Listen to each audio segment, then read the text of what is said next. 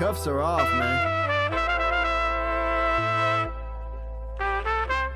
Get right. Too many left in these leagues, but I ain't gonna leave. I'ma get right. Get right. Down to the bottom and scratch it for all the... Hey everybody, Adam Rank here. What's up everybody? It's Marcus Grant. This is AJ Dillon of the Green Bay Packers. I gotta give a shout out to y'all at Get Right Fantasy. If you are not subscribed, what are you waiting for? Do you want to lose your league? Our league. Check out the Get Right Fantasy Network. You got to get right with the Get Right Fantasy Network. Best of luck with your podcast. Appreciate the support. You're tuned in to watch my boys at Get Right Fantasy Network. Get you right. Enjoy the show. But I tune in every Friday. Strategies provided, I will lock in every way. So go and roll your sleeves up. Yeah, go roll your sleeves up. And I'm getting down cause I roll my sleeves up. And I'm getting right cause I roll my sleeves. What up? What up? What up, world? We are back. I'm Anthony, aka Rasta, and this is Get Right Fantasy Network. It's Monday, June 24th, and that means there's only 73 more days until NFL kickoff, September 5th. Chiefs, Ravens. I cannot wait, you guys. How you doing, man? I'm here with my buddies Phil and Kendall, as you guys know, from the Extra Point in the Football Tavern. What's up, gentlemen? How are you? We're doing great. Doing fantastic, man. Happy to spend Monday with y'all. For sure. Phil, why don't you tell us what we're doing tonight? Yeah, man. Tonight, we're going to be jumping into the Puppy 2 tournament on UnderdogFantasy.com.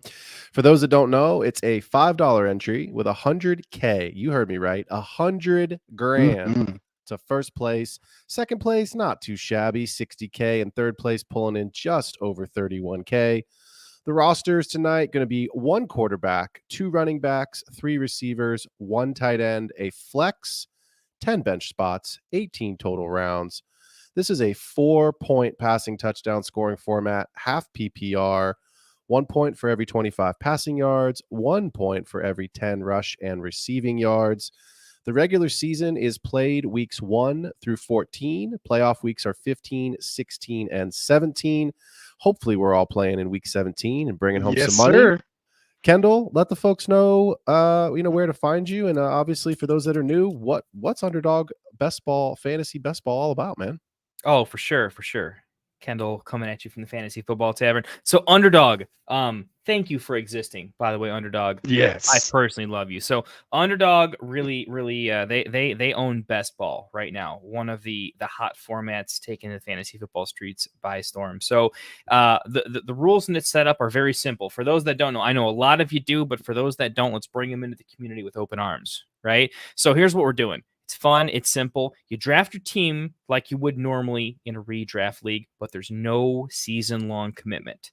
That means no waivers, no trades, and the system automatically sets your optimal lineup after all scores are set each week. So that's how you can legitimately have more than 100 drafts each year and have that be extremely feasible and honestly a really good time. Underdog runs several large and small tournaments each season with different stakes, as well as a lot of very small, I guess what you might call cash games or leagues, more small sets. So as low as $3 up to $4 and $5. There's the tournaments. One of them we're going to be doing today, the puppy, that are very, very budget friendly and can still win up to, like you mentioned, $100,000, all the way up to some of their flagship tournaments like the $25 entry Best Ball Mania, which is quite popular, $1.5 million going to first place. And there's even some higher stakes leagues if you want to get real crazy. Amen. Yeah, let's go. $500 and $1,000 leagues. If you're really in it, let's go the big dog and the mastiff. The big dogs. Ooh, for sure. Gotta put it down, man. And of course, if you guys haven't heard already, I haven't been shy about saying it. I did have over 70 or about 70 leagues last year. I think it was 69 when I counted exactly. But one of those I was able to take to the final round. Ended up placing 42nd out of 70,464 people. Turned my $4 into just over $400. So not bad. Come up there. A lot of fun. So make sure you guys go check out get Underdog Fantasy. And when you go sign up, man, make sure you guys use that promo code GetRight.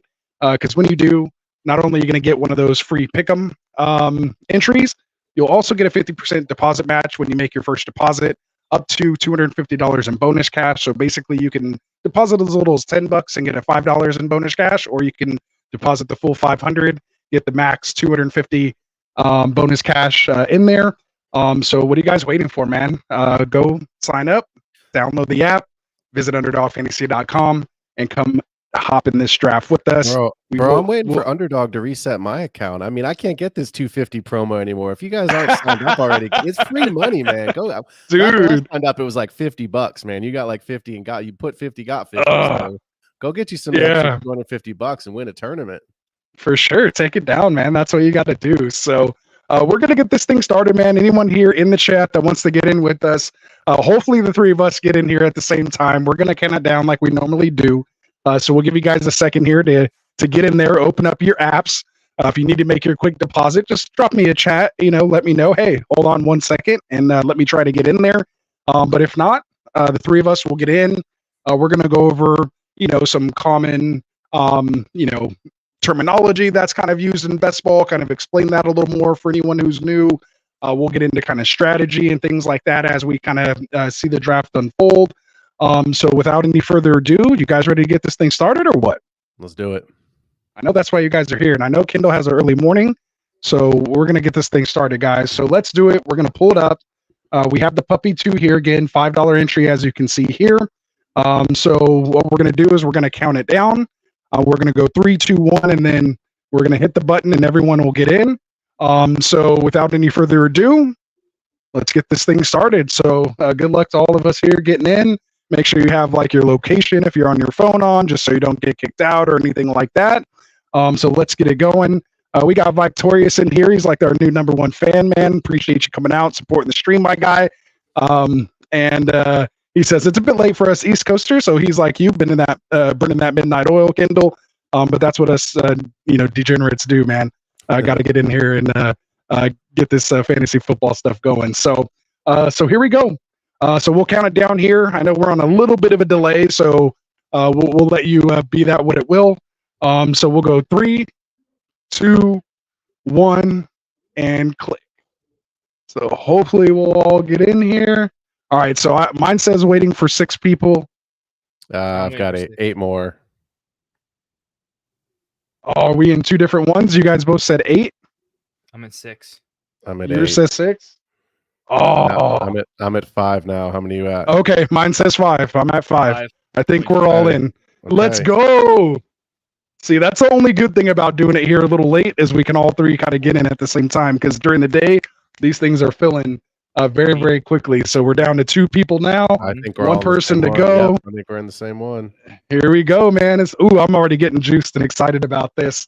Here we go. Oh, I can't wait to see what pick we get. We're filled. So I think we're all there. I'm going to get this draft board going. Yep. 106. I'm at 107. Snipe. Oh, Carlos. Oh, I don't like that at all. Are we 5, 6, and 7? Back to back. 5, 6, and 7. I'm stuck in between you two guys. All right, well, kiss my 100K behind. I was looking for Santos. I didn't see K. Oh, so we are back to back. We are literally 5, 6, and 7. This should be very interesting. I was like, as long as I'm away from Phil, Kendall and I kind of, there's enough difference there. He's willing to go some places I'm not willing to go, and vice versa. But Phil and I basically is going to be like almost probably the same team. One of us is going to have to zag. It'll probably have to be me, because when it comes back around, I'll have to react to that. So we'll see how that all goes. We're going to get started here in 10 seconds. Again, for those of you guys who don't know, we are doing an Underdog Best Ball draft. Make sure if you haven't signed up for Underdog yet, you go do it now. It's a lot of fun. Make sure you guys use that promo code GETRIGHT when you do, so you can get those deposit matches and the free pick'ems. So we're going to bring this draft board up for you guys. Let me get this thing going here. A little more normal view for those of us who do sleeper a lot. So we'll leave it on this for the I wish I had like a 4th screen going on here. Let me bring that up and that up. So, this thing's already going. We're there. No one's waiting for me. This is getting pretty. going. This is pretty chalky right now, man. I don't know. I mean, I've done a ton of best ball drafts. I know you guys have too, and I think really when you start to get into like rounds 4, through the 10th round, that's where you kind of have an opportunity to really get different. I know Kendall and I just did a show the other day talking about Dynasty, of course, but talking about values in rounds 4, 5, and 6 of ADP. And this draft right now, pretty heavy chalk coming off the board, 1 through 4 picks, 1 through 5 picks. Yeah, actually, one of the interesting ones with our Mr. Kendall here, hitting that Bijan Robinson a little early at pick 105. So decides to pass up on the wide receiver. And AJ Brown, man, at the 107. And we're letting Justin Jefferson fall here. So we'll see. We got Colin here saying my mic is static. So I tried to just do a quick little readjustment. So let me know if I'm good. Again, there, Kyle. I appreciate that. Make sure you guys always let us know if our sound check isn't quite there, because we do want to put good stuff out to you. Do I sound okay to you guys right now? I thought it was my headphones, so I was just gonna let it be. But yeah, it's a little staticky. It's a little bit. Okay. It's almost you got like a tiny little skip delay in there. All right. Maybe I'll have to pop out and pop back in. I'll let you guys take over the show for a second here. Let me go get that because I don't want that going on the whole show. So let me pop out. Yeah, let me go back. I'll be back. Man. I'll be paying attention though. We'll be here after. I'll take whoever you want anyway, so don't worry about it. I'm coming around first here after the turn. So this is brutal.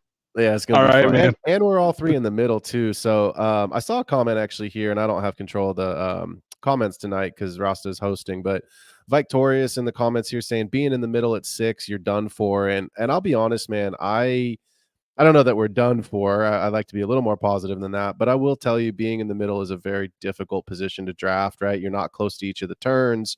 You're really potentially having to, really reach at certain rounds because there's guys that just won't get back to you. So, Kendall, do you find a certain spot in the draft where you feel really excited when you see your number come up? Where do you really like to draft from in these best ball drafts?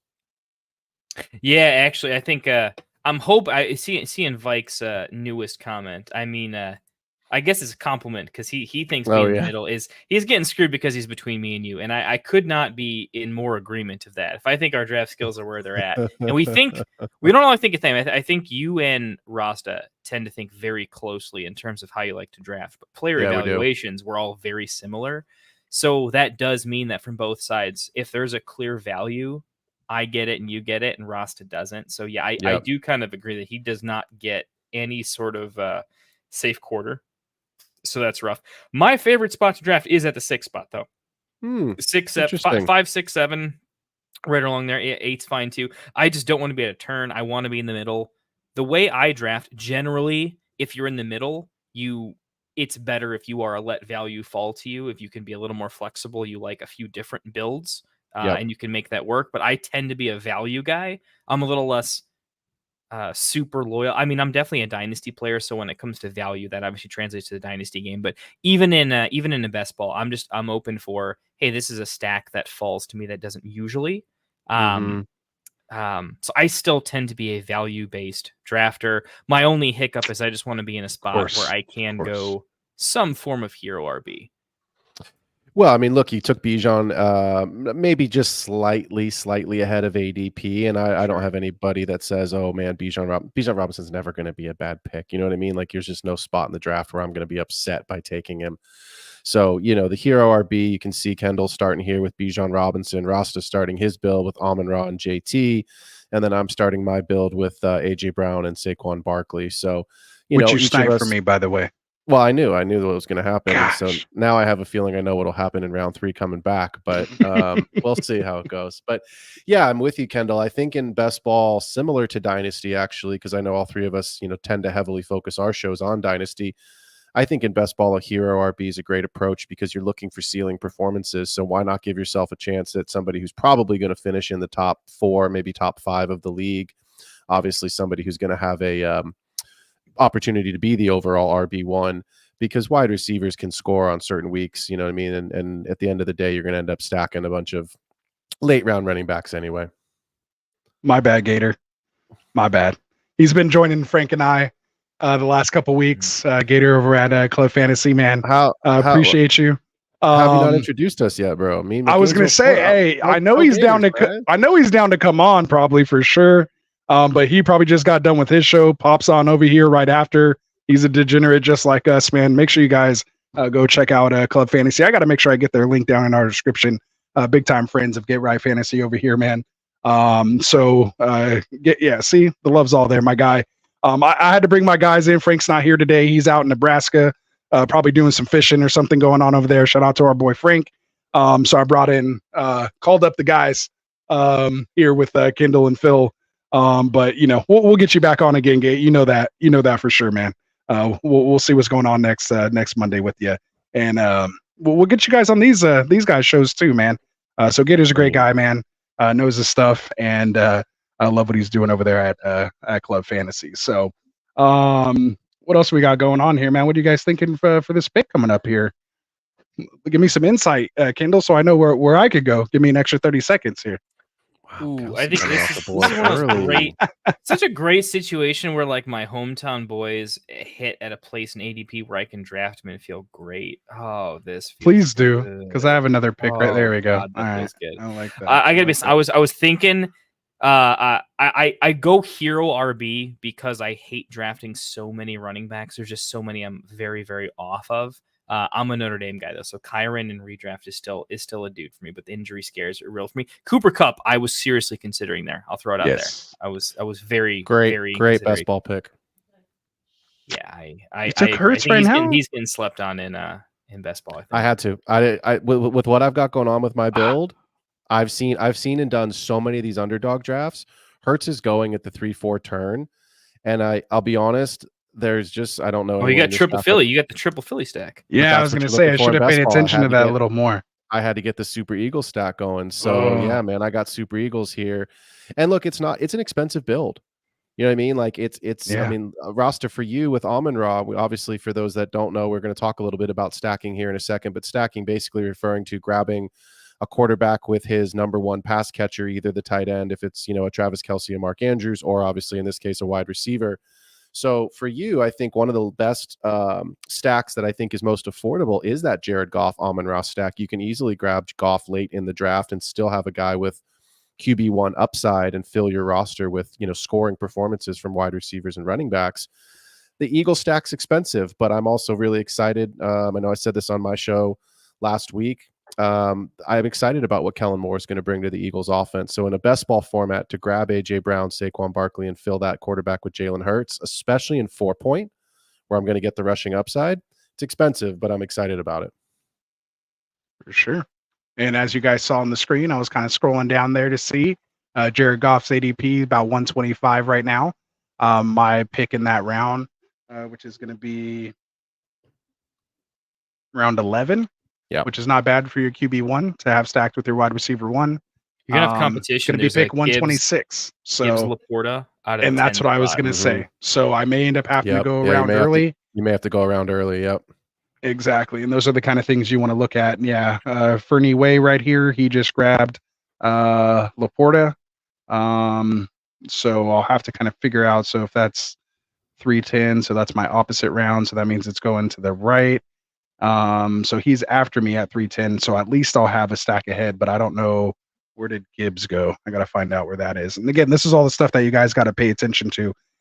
So he has that Gibbs Laporta. So he's definitely going to be going after Goff. Definitely going to go after Goff hard. Yeah, so for sure. We'll see what happens there. Who's going to get him? I was hoping I didn't really pay attention to your team there, Phil. I was hoping I can maybe get that Devonta Smith and Jalen Hurts stack. Because you can usually get Hurts about that mid-round 4. Mm-hmm. Sometimes he'll squeeze in around 5, but we just saw, Josh Allen go here at pick 36. So yeah. Oh, wow. Yeah, I've been seeing the top quarterbacks go at the 3-4 turn. And, I think when you get into seasoned, best ball players, they know what stacking is, but that doesn't mean that the rest of the field does, or the rest of the field's just grabbing the best guys they can.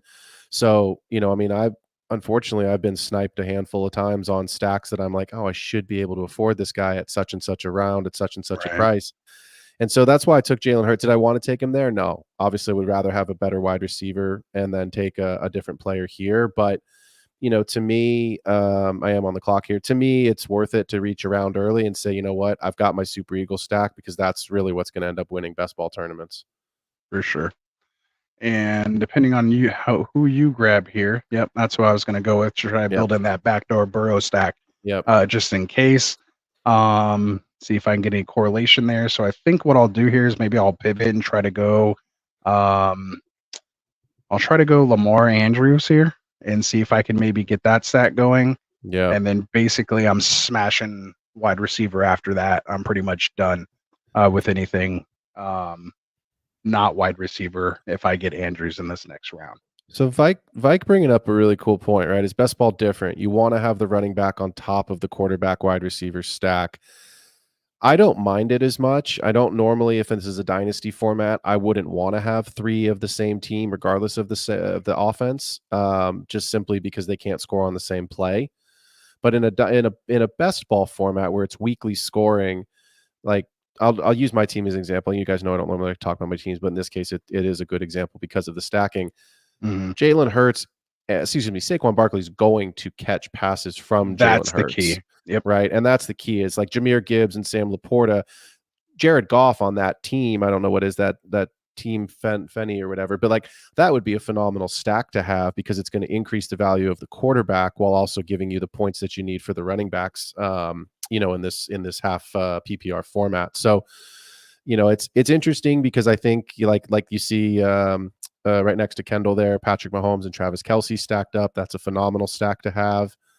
So yeah, I think Vike, to be kind of answer your question directly, I don't mind buying into really high scoring offenses because of the format. Right. And just to kind of go on that, did you guys kind of go into the full stacking? I know you kind of read it as I was getting my sound fix, which again, shout out to Kyle for letting me know. Those are real friends that let you know how you sound. You got a booger or something in your nose. Those are the people you want to keep around. So as far as stacking goes, basically in regards to like stacking QB wide receiver versus QB running back, basically when you go with that QB running back stack, it decreases the volatility because they kind of cannibalize each other. So most likely they're not both going to go off, but you'll most likely get all the yards and touchdowns for that team that week. So ideally you do want to stack with those catching running backs. The guys like you talked about, Gibbs, of course, CMC, Kamara, Bijan. Those guys who are basically like wide receivers that are also getting that volume running back work as well. Stacking, Geno with Ken Walker's not really going to do anything. Right. You know what I mean? Exactly. So, it really, really matters on who you're going for there. And I did get sniped for all my tight ends right away. Nasty spot here for wide receiver. Probably going to lean Jaden Reed on this one. I don't want to take another running back here, which I do have Cook rated higher than Reed right now, but just based on this, I got to go with Jalen Reed. So of course you do, because that's exactly who I was hoping would fall to me. So appreciate that. Appreciate you very much. Well, at first when I saw Mark Andrews not in my queue, I assumed it was Kendall that grabbed him, but he went Kincaid instead. I'm going to do something here I don't do, and Kendall knows this. This is a player that I'm very, very down on, but I'm going to draft him here in best ball because I believe his format is. I believe his skill set is perfect for best ball. So I am not a big Xavier Worthy truther when it comes to dynasty. I don't think he's going to have a tremendous season this rookie year, and to be honest, I think he's going to struggle in a lot of different coverages. I think what he is going to do is he's going to catch big, long Patrick Mahomes bomb touchdowns. And in a best ball format, when I'm looking for ceiling performances and I don't have to make a sit-start decision on a weekly basis, that's exactly the kind of player that I'm looking for, right? We all know Gabe Davis is not a player we love or want to have on our team. Gabe Davis is a fantastic best ball player and to have, because you can get 3 for 13 4 weeks in a row, and then he goes off for 4 for 152 and 2. And that's going to win you a week. So I like Xavier Worthy a lot in best ball for what I think his skill set lends, more so than I would like him in a redraft or a dynasty format. You guys feel similarly? You guys feel different? Because I know we've all had a little different opinion on Worthy. Go ahead, Kendall. Yeah, I agree in that particular offense. Rookie year, we don't know the role he's going to carve out. Patrick Mahomes still has his number one wide receiver technically at tight end, right? So the number one pass catcher is kind of there. He's been known, even with kind of go-to number ones, he still spreads the ball around better than most quarterbacks I've seen successfully. So I think it's a situation where, yeah, it's a great best ball play because he's going to score his points. He's got an excellent deep ball. He has too many other offensive weapons that are going to strain coverages. I know Andy Reid is a play caller. Is oftentimes looking for those cheap touchdowns because we know in the modern NFL offense, things can happen, and being able to get a cheap touchdown where you don't have to do 4 or 5 more plays is kind of a big deal. And Chiefs have been fantastic at that for many, many years. So I think Worthy is going to be, I think what's overlooked is it's not just those long touchdowns. It's going to be schemed up to where even in like the mid range, he can be a little bit of Jaden Reed. I think there's going to be some end arounds. I think there's going to be, some gadget plays like that. I mean, when you see what they were able to do in the Super Bowl with those two kind of gadgety plays for a wide receiver that none of us really believe in and is super buried, but just has a very particular skill set, right? I think we can see a lot of that for Xavier Worthy this upcoming year, especially since he's going to be able to have those more nuanced plays available to him later in the season because he's going to move up the depth chart so early in the season. I think he's going to be forced into the playbook and probably never leave. But I agree, he's going to have some of those very down games in redraft where it's just not target dense enough to make a difference in a PPR league every single game. But he's perfect for best ball when you get to bench him every time you're supposed to without flaw. So that's a nice spot to be in. Very nice. I thought you were taking Addison there from me. So actually it's funny because I was going to take him. And then I looked and I thought to myself, again, it's best ball. So you kind of have to reframe your thinking a little bit. There is a tier break coming up at running back. And so I like Alvin Kamara. His pass catching is great. And that's what you want in a best ball format. I don't know what New Orleans' offense is going to look like this season. There's a lot more motion that's coming. Clint Kubiak's a new offensive coordinator. It's still a Derek Carr issue for me. Whereas Rachaad White, yes, Dave Canales is gone. Yes, the Buccaneers are old, but it's best ball. I'm not drafting for dynasty format for the next 2 to 3 years. I'm drafting for one season. And while I think Bucky Irving's going to have some value, the goal line work is going to go to Rachaad White. It should go to Rachaad White. And I'm searching for touchdowns in this offense. Right. And my thought, if I take an Addison there, was can I get Monty coming back? Because again, high scoring offense, God forbid anything happens to Gibbs, then we know we've got a solid RB2 who becomes an RB1 there in Detroit. But I don't know that Monty will get back to me. So it was just the safety of, look, I'm looking for volume and I'm looking for touchdowns, because volume and touchdowns in best ball is what's going to help me to get a ton of points and hopefully win weeks and advance to the playoffs. Absolutely. And speaking of playoffs, one big thing, of course, you'll hear us start saying here as we start getting into these later rounds is that correlation. So, basically in the simplest terms, correlation just means, if two things are happening, they're kind of happening against one another, which, kind of pump up the other one, or vice versa. If things are going bad, most likely going to be bad for the other one as well.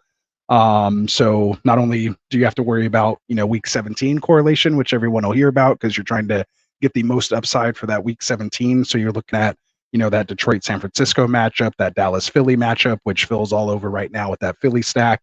You have Miami, which has some nice correlation, not only week 17 with Cleveland, but just throughout the playoffs, weeks 15, 16, and 17 as well. They're almost top 5, highest scoring games in those weeks. Arizona Rams, you got Houston that has some nice playoff correlation as well. Green Bay, which is why you kind of see me going that route as well. So those are just, some of the things that, you're going to be looking at when you're making these picks as well, which also brings us, that bring back conversation. So bringing it back basically kind of started originally with DFS, but basically all it means is, if you do have that, let's say that I end up getting this Amon-Ra St. Brown and Goff stack, if I was able to get like Debo or Ayuk or someone like that, I could have been looking at, or even Kittle, to kind of bring it back in that game if it's kind of thought to be one of the highest scoring games in week 17, and that's what you're chasing. If you're not first, you're last in best ball. So you should always be assuming upside. It's all about risk. First or last in this situation. What do you guys think about that? I think Ricky Bobby would be very proud of you. I like it. I think I'm going to go Christian Watson here. Go Reed and Watson, which means I'd probably have to queue up Love some at the running Jordan back. Love here I as was gonna say well. Jordan Love. Yeah, so there we go. Let's just go Christian Watson. And Yeah, sorry to then take Monty that from you, man, but he's literally hanging on my wall right behind me. What kind of guy would I be if I didn't take my dude? That's why I There didn't you take go. him. I didn't think he'd get back to me, and I'm going to do something against my own brand that I don't normally do very Ooh. often. So See, Rasta we knows start what playing that for means. money. Here we go. I know what he's So doing. Here. I'm actually going to take the correlation of that Dallas Hey. Philly, and I'm going to go There grab you Jake go. Ferguson here. Yeah. Almost right on cue. For those that don't know or haven't heard me on my shows or haven't heard me on the main show here, I'm very much a late tight end drafter. That's where I prefer to get the value of the running back and the wide receiver earlier and kind of load up those higher scoring positions. But this is best ball, and I need Jake Ferguson for correlation against the Eagles, but I also think that he's very seriously the number 2 pass catching option in that offense behind CeeDee Lamb right now. So I think it could be for a season long value. I think Jake Ferguson is one of those guys that people are sleeping on that could have top 5 tight end potential at the end of the season. I think that's very much in the range of outcomes for him. Absolutely. I like the pick there. I like it because I think there's a teardrop after that. Yeah, as far as here in redraft. So we don't know what's going to happen with Njoku. You got Bauer still on the board. You got Goddard. Then you got Schultz, which, just so many mouths over there. You don't know when he may pop off. So you don't want. I mean, I've personally been kind of staying away from that Goddard Schultz Fairmouth tier. Then you got like Komet. I like to get down in here past all that. Your Hunter Henrys, your Ottens, your Conklin, who's flying up. I swear to God, the Tyler Conklin ADP rise is because of me. I'm starting to fall on him. I got to be honest. I was crazy on him, and I've just started to fall on him out of absolutely nowhere. Oh well, tell me why. Because I'm so invested. 64%. My thing on Conklin is that I loved last year that he was just such a safe, like 5 for 50, 6 for 50, that type of like stock tight end. But at the late rounds you were getting him, it was kind of a crazy value. What I'm not loving about him is I'm just finding that I love so many weapons in their offense where I just can't project Conklin for enough volume. Where if I'm on Conklin, it's very difficult for me to also be on other players. I don't mind. I don't want to take that Conklin in the same frame as any other Jet. If I'm taking him, it's because I have 0 Jets and I'm basically banking on a MetLife injury, which is one of the more common things you can bank on, right? That's where the Conklin thing comes in for me. But I'm fading on him because if everyone's healthy, and it happens more often than not, even though it doesn't seem like it, I think he really falls too far down in the overall target share.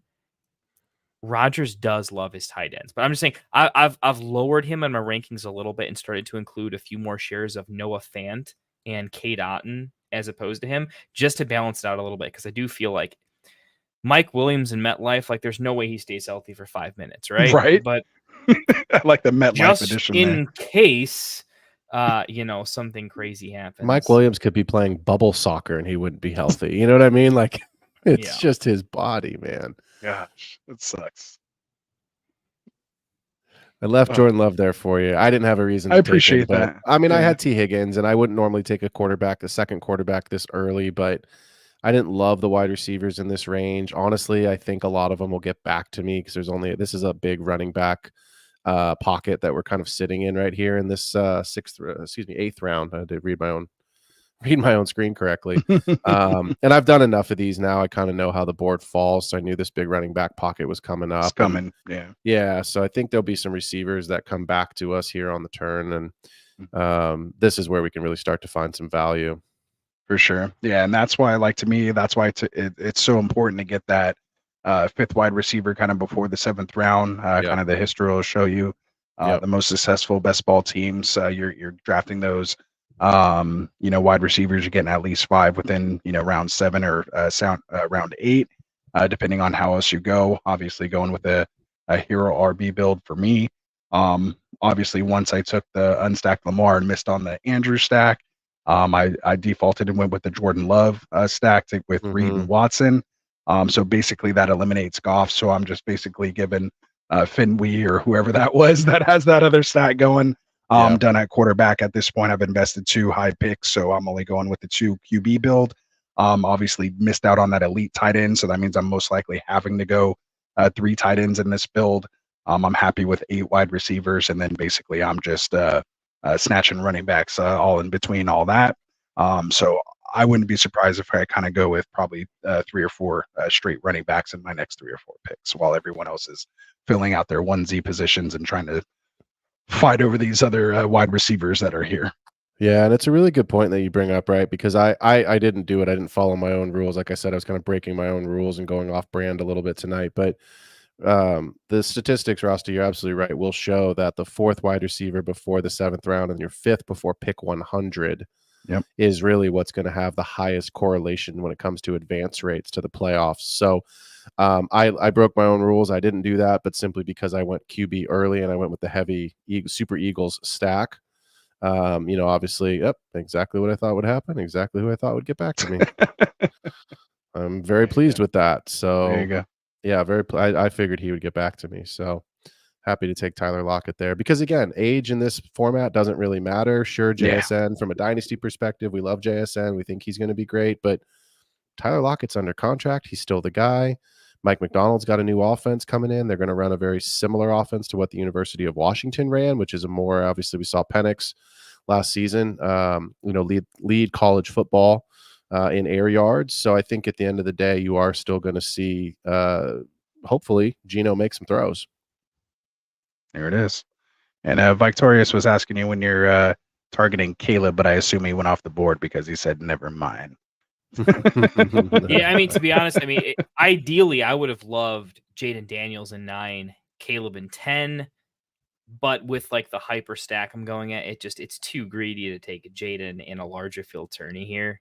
As perfect as that would be, I don't mind if I miss out on Jaden and end up with one of the other quarterbacks. I think that like that last round of like the QB1, QB2 kind of like turn when you look at like redraft, that seems pretty deep this year to me, where like Trevor Lawrence is like a borderline, back end QB1, QB2, Tua, Herbert. They're all kind of these back ends. So like in redraft, I think I might just like take a quarterback the very, very, very last round. What I'm finding is in best ball, I'm definitely liking the fact that this year compared to previous years, I am liking such a larger range of mid-round quarterback that I can keep waiting and I can double tap when need, but there's enough people late where I can go 3 QB relatively easily by just starting in the mid rounds and grabbing 2 of my favorite targets late because I have 3 to 4 late targets. More difficult in previous years when I only had 1 or 2 later on targets and had to either just go QB early and be set or get into some weird spots. The last couple of very successful years I had in best ball have been 3 QB builds with like Daniel Jones as a late QB, which has hit before, or things along those lines. This year, I think I'm still liking that strategy as well. But I'm kind of going like later great with QB. I'm either going super, super early, which isn't as early as it normally is, or I'm going extraordinarily late because that mid round, while it is available, is also very middling, and it kind of feels great to be the last guy to take a quarterback than the first in the mid round because you end up taking one like a round and a half before the last of the tier, and you're like, I think it's the same player, and you're kind of have about a 2-round range. So I don't know. That's QB is interesting for me. Like I would love to have one of the top 5-6 QBs in the top 5 rounds. But I'm probably waiting until round 5. I'm not even taking many round 4 quarterbacks unless it's at a pretty decent value for Allen, or you had the super stack with Hurts, so I can see how that makes sense. But that's how I'm kind of doing quarterback this year. I love it because I think what's really interesting is the correlation of your draft position obviously does determine which quarterbacks you can target and stack, right? So to me, you're paying a 3rd-round pick almost guaranteed for Josh Allen. You're paying a 4th-round pick for Mahomes. I obviously got Hurts in the 3rd. Had I played the ADP game, he might have got back to me, but he probably would have gone early in the 4th, regardless of whether he got back to me or not. So you're still paying a 4th-rounder for Jalen Hurts. I love the ability to grab Jordan Love in the 8th and stack. I love the ability to get Caleb Williams in 9 or Jaden Daniels in 9. if my board is right, and I believe it is, Jared Goff is still on the board. So we're getting into the double digit rounds here, where Jared Goff, Amon-Ra is my favorite stack in best ball this season because of the correlation for ceiling performances in games from both of those players. But again, you have to be in certain draft positions in the board to be able to actually get those players without reaching, a full round ahead of ADP. So yeah, it's always really interesting where guys are. But Kendall, I love your your thoughts on getting good value at a quarterback position, and like you said, adding a third one. If you don't have those Josh Allen, Jalen Hurts, type ceilings. Yeah, and especially since we know Kendall typically gets that elite tight end as well, which means you don't usually have to go with 3. You can go with the 2 tight end build. Yeah. You have your main stud, get a just nice, decent guy kind of to back him up, and just obviously assume health and volume and scoring from your main guy, which will allow you have that 3 quarterback build.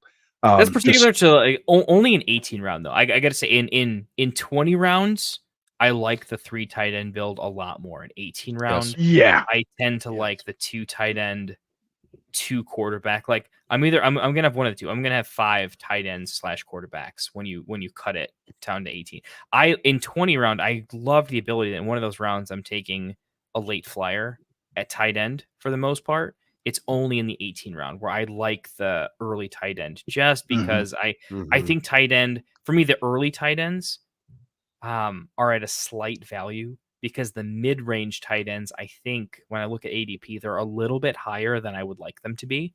So when it comes to letting an Evan Ingram or an Njoku fall, they're just being drafted too early in my opinion, and I would rather just take what I feel to be more of an elite ceiling.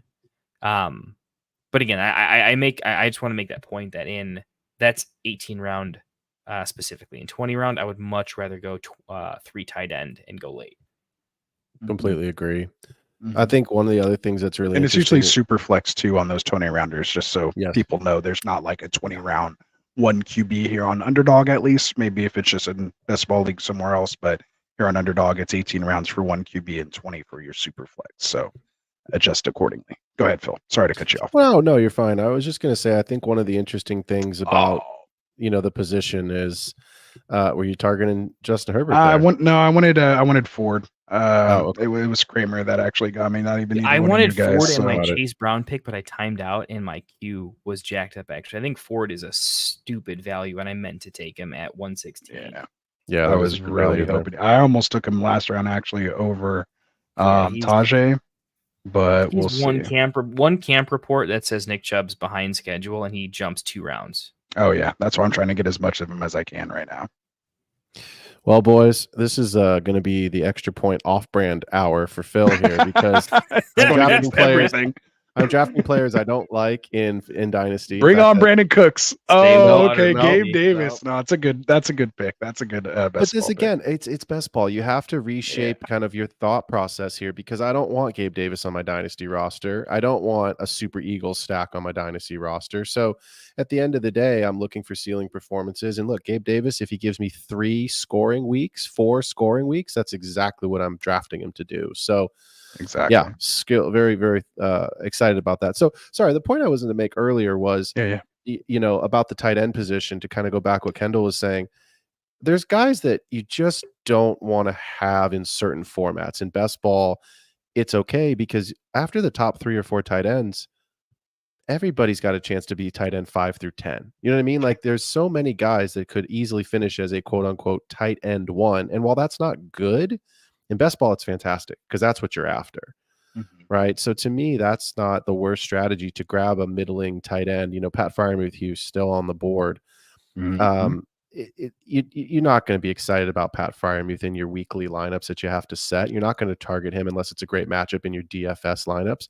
But in best ball, again, if you're looking for 3 to 4 scoring weeks, especially if you've got a hero tight end build, grab one guy in the middle round and go with 2 tight ends, right? Or grab 3 of those, as Kendall was saying, 3 of those kind of middle guys. I'm going to come back on that pick in just a second, because that's a great value. That's somebody I was targeting to come back to me, TJ Hawkinson there in the 12. He's the forgotten man right now. He's the forgotten man. Especially in baseball, when you're trying to maximize for weeks 15, 16, 17, that's a play you can go with there. Yep. Not so much in redraft. No, not in redraft. I mean, he could miss the first half of the season. This is a fun one. We got a 0 QB build over here. Nice value. Yeah, I've been doing that a lot too. I don't know how you guys feel. I've been doing a lot of like 0 QB. I mop up value late at QB. There's like an interesting strategy where you can legitimately get Russell Wilson, JJ McCarthy, Daniel Jones, and Drake May all for basically nothing. In like the 14th through 17th or 18th rounds. I've tested it out once or twice where I'm basically taking at least 3, legitimately sometimes 4. I'm trying to keep it to 3 quarterbacks. I think the correlation kind of says that even if you're going super late, 3 QBs is better than 4. But the 3 super late QBs this year, I've really liked it. With like one anchor that I really believe in, like a Matt Stafford or a Kirk Cousins as like an anchor, and then picking up like Rodgers, Levis, Daniel Jones, something along those lines. Basically fading like a Drake May because he won't start the whole season, fading a JJ because he won't start the whole season, but taking 3 guys who will start the whole season. I have quite enjoyed that build. And look, taking You're on the clock, Kendall, by the way. Taking Matt Stafford is a great best ball pick, right? Like Cooper Kupp or Puka Nacua stacked with Matt Stafford. Again, a very, very cheap, inexpensive stack that you can get. And Stafford's going to finish as a QB2. I mean, I think he's going to finish as a QB1. If not a back end one. Yeah. I was going to say, I see him 10, 11, 12. There's never been a QB those in touchdowns history up. that has 2 like 1,000-yard wide receivers. I don't see a world where he doesn't have 2,000-yard wide receivers. I just think he's going to sneak into that like QB 8 through 10 and be like kind of a sneaky value. So there's your, I mean, like, look, there's your ceiling and your floor built into the price right there, and you're not paying for it. You're basically grabbing him because nobody else is targeting Stafford unless you have one of the Rams receivers, right? So they don't have a tight end right now. So, I think for me, that's a great value. It's a great guy to target. No love for Parkinson over there, or who was it, Brandon Allen or something like that? Who's that other guy? No, Braylon Allen's the running back for the Jets. Yeah, somebody Allen, that's right. But yes. Got Dynasty on the brains, though. Yeah, I got Dynasty all over the brain. Yeah. No, I think actually I just picked up Colby Parkinson the other day, actually, as like I might need you for the first month kind of a tight end. But yeah, we'll see. We'll see how it goes.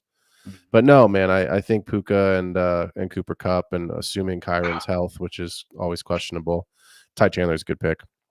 Yeah, I was like, ooh. He was on the top of my board. I was like, it was between him and Eckler in my last round. Okay. I went Eckler just because of the pass catching upside, and I don't always believe in Brian Robinson. So we'll Anthony Lynn is the running backs coach there in Washington.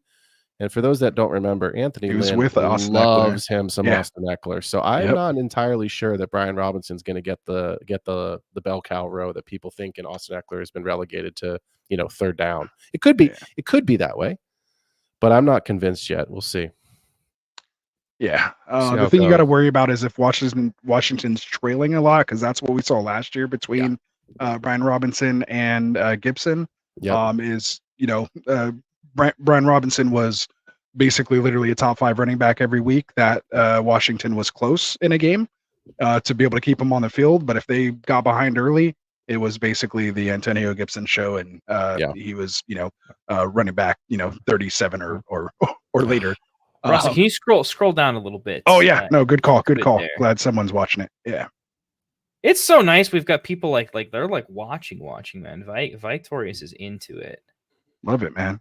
I'm going like current, former, and like future Bears. I'm even drafting Mooney just because. Wow, Mooney. I got Monty. Mooney sighting. I got Mooney. If I can get Cedric Benson in the 18th, I might. It all just comes together there with little Cedric Benson.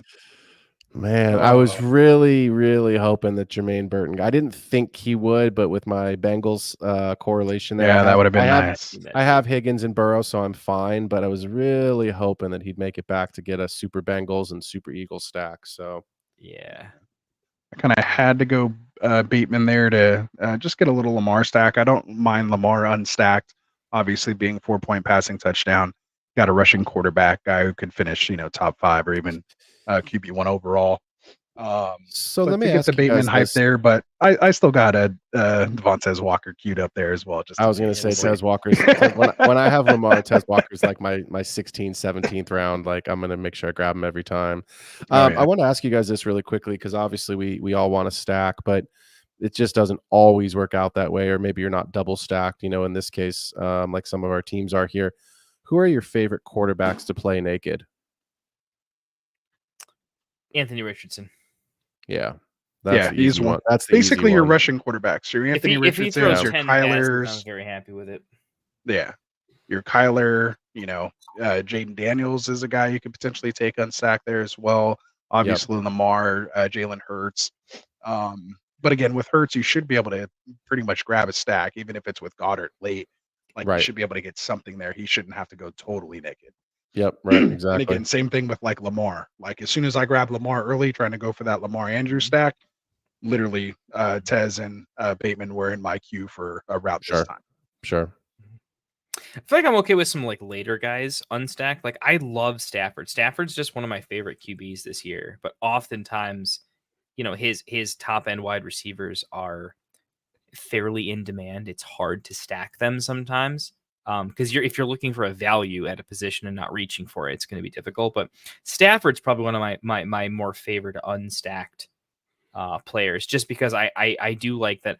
I don't know what days it's going to be Tua or what days it's going to be Cup, but I think Stafford's going to generally be pretty on. I've been liking him as a later round, just a QB3 that I can trust quite a bit. I'm okay with unstacked Jordan Love too. For the record, I think Jordan Love is going to have some games where he throws it like on a Patrick Mahomes, where it's 5 targets to 7 different people.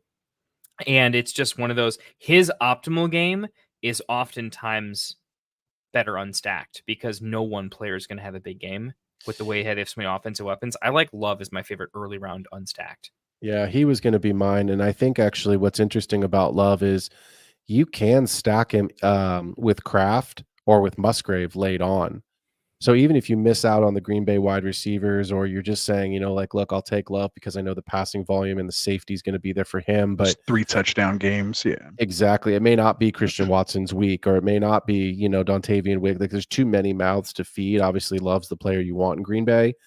But I've found actually the couple stacks that I do have and the shares I do have of Jordan Love, I've actually been stacking him late on with Kraft and Musgrave to kind of get at least a little correlation and feeling good, or Dontavian Wicks late, but feeling good about that. Yeah. Right. Yeah, Wicks or Dobbs, you can usually still kind of target late. Yeah. Will has a good question here. He says, why stack seems like added risk for no reward. We did kind of talk about this in the beginning, but we'll definitely bring it back here. But basically, we talked about, basically what stacking is. It's there to increase your lineup volatility or decrease lineup volatility. So if you're trying to win a big tournament like this, going against thousands of other people, not just the 11 other people in your league like you would do for normal redraft or something like that, there's going to be overlap across rosters. So the only way to win that is you need to be able to maximize that weekly upside. And so stacking is basically the best way and arguably the only way to achieve that. Because when you don't have the stack, every time that your guy does something well, it's benefiting another team too. And every time you do have the stack and your QB throws a touchdown to your wide receiver, you're tied in, you're actually gaining on everybody else that you're going up against. So again, it's really the only way, and it's been proven that if you're taking down a big time tournament like this, you have to be stacking. So what if everyone stacks? So there's like 3 ways to look at it, right? One way is overall season outcomes. If you pick a quarterback who you think, quarterbacks tend to do better if they're on a great offense, right? Or if they make their offense great, or vice versa, right? And overall offensive ecosystem is going to carry over into the skill positions. So just picking like, hey, I'm betting that this quarterback finishes really higher than he's supposed to, right? Because that's what every pick is supposed to be for you. So if your quarterback finishes above where he's supposed to, and their offensive output is above where they're supposed to, adding the wide receiver, grabbing the quarterback and wide receiver stack is saying that I am placing a bet on this offense. When my bet pays off, right, it's because I'm drafting people on an offense that's underrated. And so you want additional tickets, because it's not about it's not redraft, right? It's more about like you're going all in on a poker hand on the flop. There's still a turn in a river when it comes to best ball. You don't have the ability to make as many moves and decisions. It's just the chips are in. And so you want to maximize your return. Stacking does that. So that's the overall like season long out, but I have to make a pick here. Let's go with something crazy. Well, while you're making a pick here, I think the other thing to consider about stacking as well is in best ball, you're looking for ceiling performances, right? We talked earlier about correlation. Yeah. So, at the end of the day, who's going to give you, I'm also on the clock here. Wow, he made it all the way back. I did not expect that, but welcome to Team Los Osos. Oh, there you go. Yeah, I was thinking about it as well. I got a late nasty boy. Yeah, it's what's interesting. Sorry, to kind of go back on my point there. What's interesting about those ceiling performances, you don't know when they're going to happen, but you don't have to start them. Right. So like it's pretty easy if you're in a dynasty league or even in a redraft league to say, like, I'm going to start Josh Allen, with Dalton Kincaid every single week. Right. Right. But there's going to be weeks when one of those guys fails or both. It's going to happen.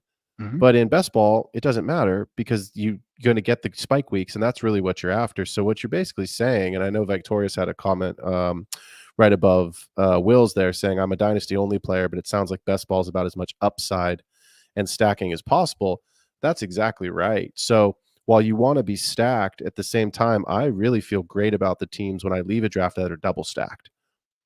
Meaning I have a quarterback correlation with a receiver or a running back for both of my two quarterbacks. That's when I feel like, or tight end, right? And that's when I feel like, wow, okay, this team actually has a chance to advance. That's when I feel the best. Right. And when Phil's saying advance, he's talking about tournaments. There's different. So if you're new to best ball, one, keep listening to Rasta shows on Monday. Definitely check out me and Phil's. We're all best ball nuts. What you're going to find out is there's two different types of best ball fields realistically. There's 12 team, like it's kind of like a regular redraft season, but with not setting rosters, it's best ball. And there's large field tournaments. Right. People that play fantasy football often like poker. It's usually a typical overlap. So you can kind of think of it like a cash game, a 10-handed, 9-handed ring game, right? Or, it's a tournament where there's 1,000 players, and to win 1,000-player tournament, you're going to have to get it all in several times, sometimes bad. I mean, you're going to have to get lucky to win. There's just such an improbable. It's going to be one or two times. Yeah. If you win a tournament, it's just going to happen that way. So if you just admit to yourself, I have to get lucky to win this tournament, there's no way I can just draft slightly better players because, there's some years where you just either have Kyron or you don't. Right. There can be the situations. So when you're playing for maximum tournament level upside, and this is a tournament, you want, at least one stack, if not two. You want to only care about the optimal top end outcomes. If any of your players get injured, you lose. If any of your players finish if your top end players finish below their ADP, you probably lose. The only way you win these large field tournaments is by most of your big things, your big bets going right.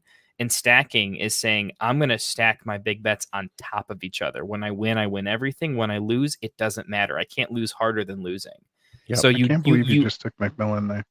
That was brilliant, by the way. That's my. I was about to. I was going to be like, this is for Gator. This is his guy. Shout out to his Bucks. He's in the chat. He's the one who turned me on to him.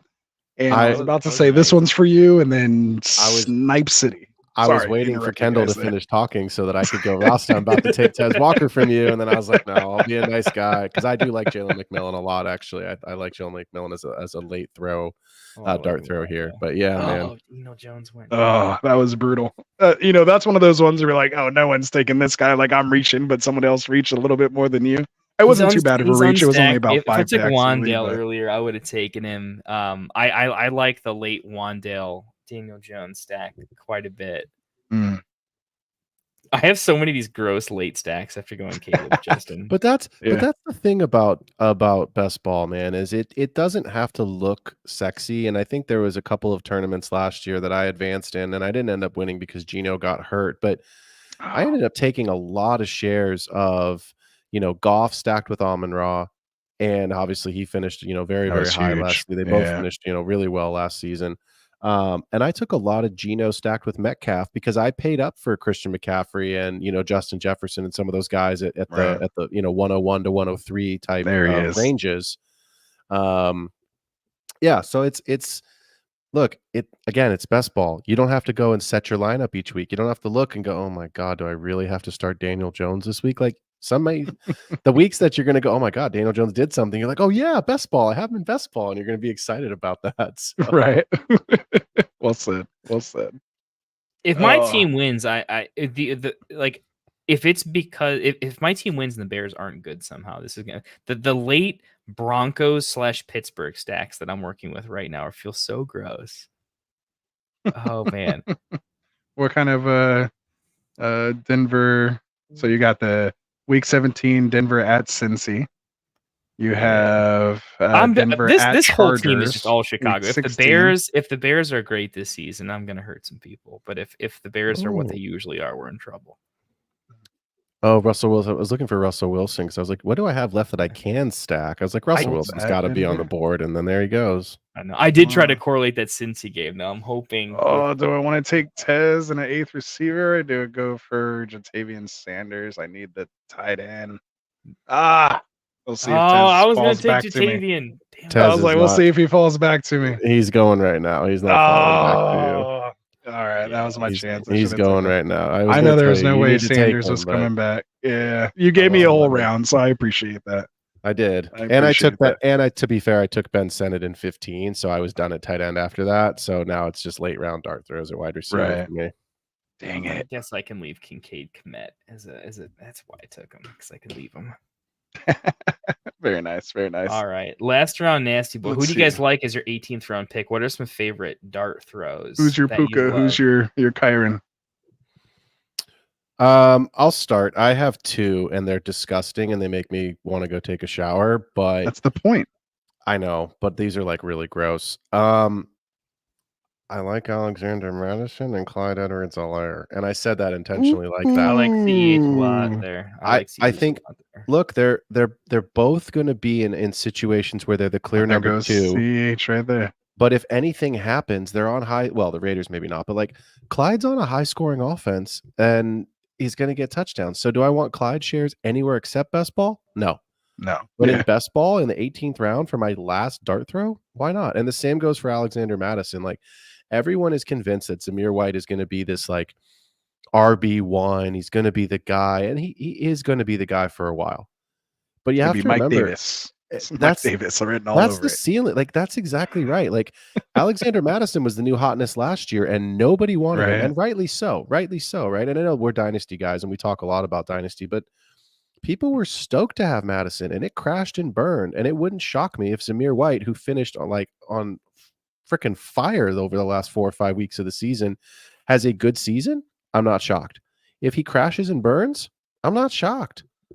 So yeah, I'll take Alexander Madison late on because injuries happen, especially at the running back position, and somebody's got to score rushing touchdowns for that team. Right. So shout out to 369RY, new name to me here. Make sure you guys, if you haven't already, hit that subscribe button for us, man. We're doing these best balls on Mondays. We got our Friday night mock series going every Friday. We're going to be doing a Scott Fish satellite this Friday, which will end our Scott Fish kind of season as the real drafts will be starting up the following week, turning to redraft season officially in July. So make sure you guys tune into that. But yeah, so he says Jermaine Burton was one of his own ones. He does agree with CH. Victoria says a little Dylan Lobby. Is that how you say it? I still haven't been sure how to pronounce it. I have a couple shares of him in best ball. Yeah, that's a New Hampshire kid. Yeah. So there we go. So 369 says CH knows the system very well. He'd be great if Pacheco is out or he gets tired. Little breather. His feet might need a massage, man. They run so hard. I don't know. Right. Poor little feet get. So here goes Alexander Madison. I only have 5 running backs. I'm not really in love with any of the wide receivers here on the board. Tyler Boyd's there. He's kind of interesting. I have him queued up just in case. You can have him. I feel better about having an extra running back. I'm not going wide receiver. I'm going running back too. Yeah, just in case. I think Kendall, you were kind of talking about this a little bit earlier, and now that my draft's done, I'll kind of look at this as well. I went 2-6-8-2 here, meaning 2 quarterbacks, 6 runners, 8 receivers, and 2 tight ends. That's kind of my standard build. If I get 2 hero quarterbacks, if I take 1 hero and I miss out, then I might add a third. The other thing, of course, is if I miss out on tight end early, then I'll definitely take 3.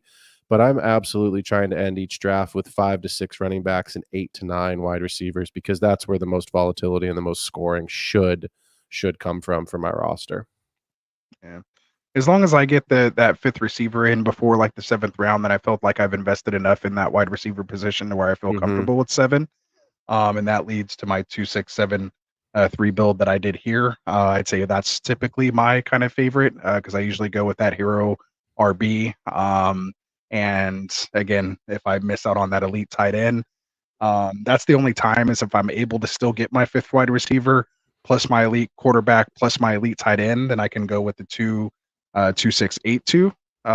But otherwise, I pretty much live in that 2-6-7-3 range. So yeah, just my preferred.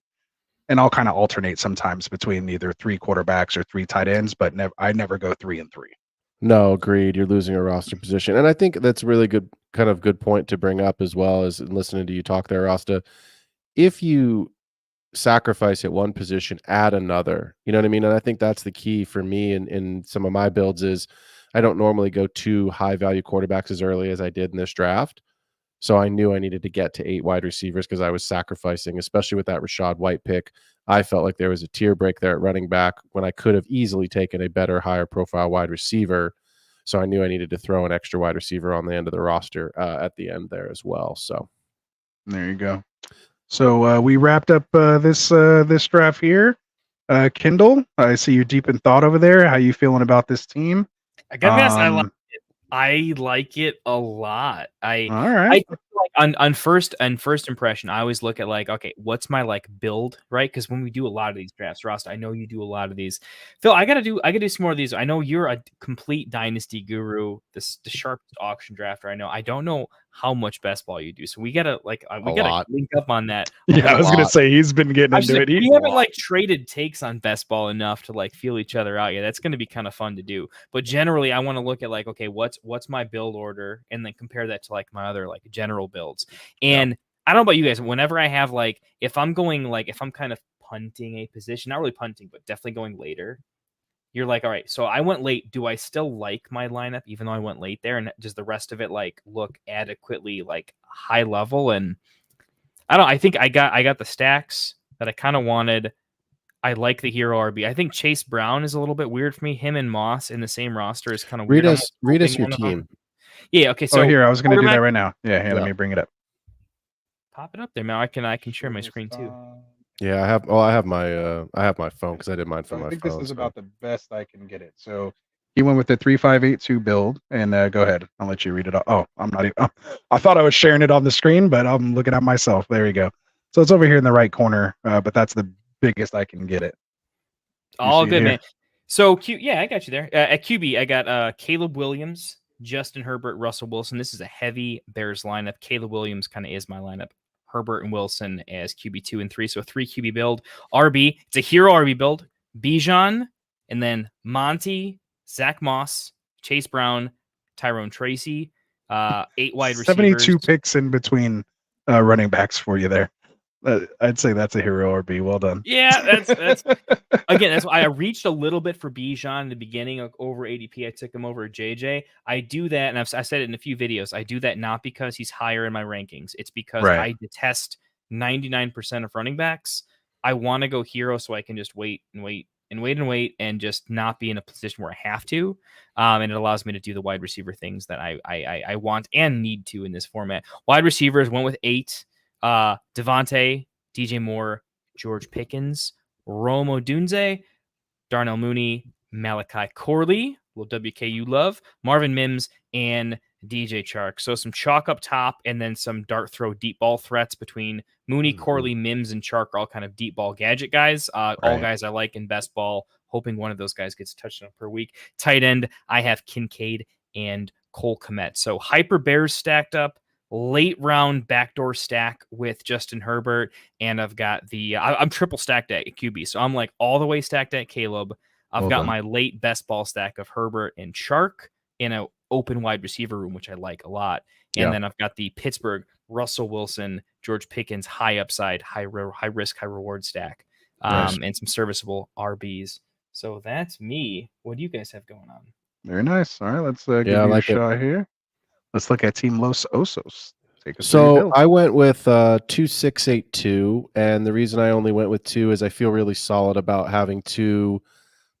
Look, I have Jalen Hurts, who can be the overall QB1, and I have Joe Burrow, who should be a QB1 with top 5 upside. So I feel very confident in a best ball format, just rolling with those 2 guys. I'm also double stacked, which I really like. So I have Jalen Hurts stacked with Saquon Barkley and A.J. Brown. So I have a Super Eagles build. And I have Joe Burrow stacked with T. Higgins. So my top 2 wide receivers are stacked with my quarterbacks. Look, Jamar Chase and Joe Burrow have yet to play a full season together. We want them to be healthy. We're excited about them being healthy, but T. Higgins should have relevance in this offense regardless of Jamar Chase. And again, if Chase misses any time, I have the Cincinnati wide receiver 1. So at running back, similar to Kendall, I went with a hero RB build, Saquon Barkley, Rashad White, Gus Edwards, because touchdowns count and touchdowns matter a whole lot in best ball. And I think that he may not have the best season statistically, but I do think he's going to get the goal line and touchdown work. Austin Eckler for pass catching upside. And then Tyler Algier and Alexander Madison is 2 high-end, backups, right?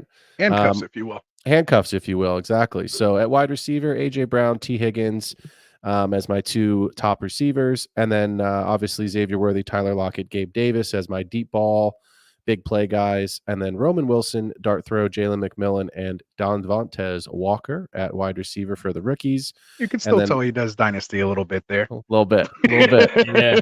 And, still bleeds into the best ball. It shouldn't, but it does. And Jake Ferguson and Ben Sinnott as my 2 tight ends. So yeah, 2-6-8-2 in this build, and Super Eagles stack and a Bengals stack as well. So excited for what this team's going to look like this season. For sure.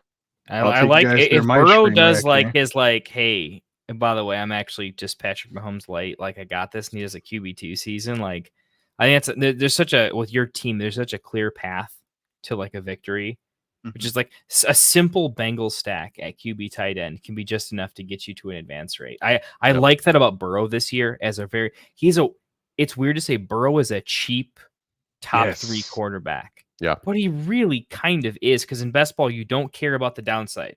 We only rate upside cases. We don't give 2 craps about downside. And his upside is a top 3 quarterback, and he's one of the few people that can do it in a non-rushing way. Great value with that pick. A lot. I love going 2 QBs with Burrow this year. That's sweet. And I tried to get it, and he took Higgins right out from under me. I was trying to get that same thing going. So again, sucks drafted next to yourself, basically. It was terrible. It stuck right in between these 2 guys. So we'll see what I did stuck in between these 2 guys who kind of know me almost inside and out at this What's you going to say about us if you win this whole thing, though? I mean, it's just, it's just how it goes. It's that's what my expectation is, but I don't know about you guys, but hey. So I went with a 2-6-7-3 build, as I said just a bit ago. Got Lamar, hoping I'd get that Andrew stack, but he went, I think, 2 picks right before. I had my eye, of course, on that Goff, Amon-Ra St. Brown, as I did take Amon-Ra with my first round pick at the 106, but ended up having, I'm going to kind of go a little bit out of order just to tell the story of the draft. I had Reed end up fall to me as my wide receiver 3 in a nice spot. So then I kind of just pivoted. Of course, we always say be water when you're drafting.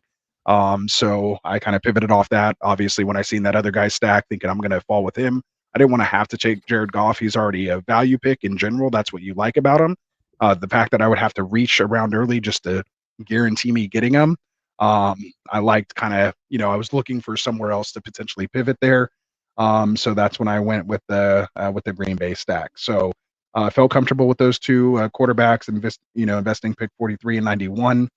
Basically was done at quarterback after that. I did go with the Anchor RB build with Jonathan Taylor. I'm at pick 19 in the second round. And then, as you can see, went almost 80 picks before I took my next running back there. And was able to get Brian Robinson, Tajay Spears, Zach Charbonnet, Jaleel McLaughlin, and then Keaton Mitchell, just a little kind of backdoor stack there for upside play of weeks 15, 16, 17 to get that, little stacking with Lamar in that offense there. And yeah, Jaleel and you have so many RB2s that can become RB1s. Like and when you're drafting hero RB, like that's what your goal is. At least in my opinion, that feels like two like accidental RB1s right there. And Spears is for me above Pollard straight up. I agree. I think I'm there. And I got him, I think, a whole round after Pollard went. So I was very happy how my running back room turned out. I didn't feel like I was chasing.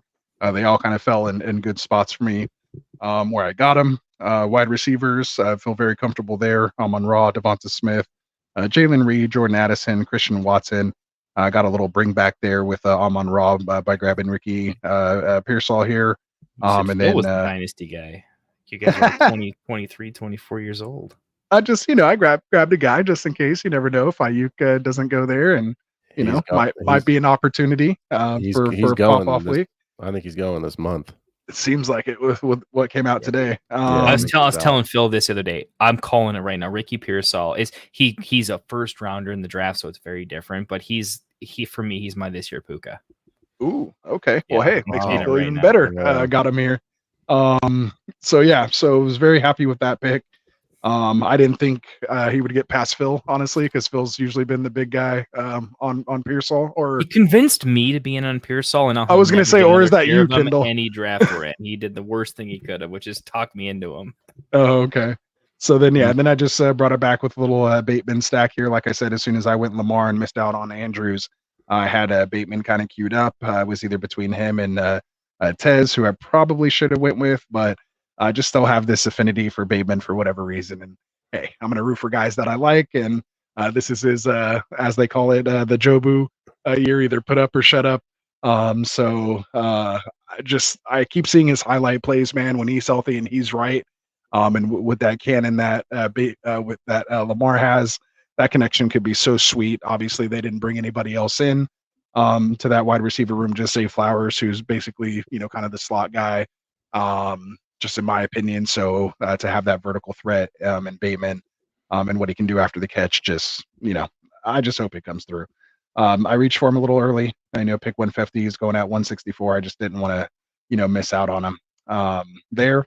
And then I didn't usually get my trio of tight ends that I usually get, Henry, Otten, and Conklin. I was able to at least get Otten.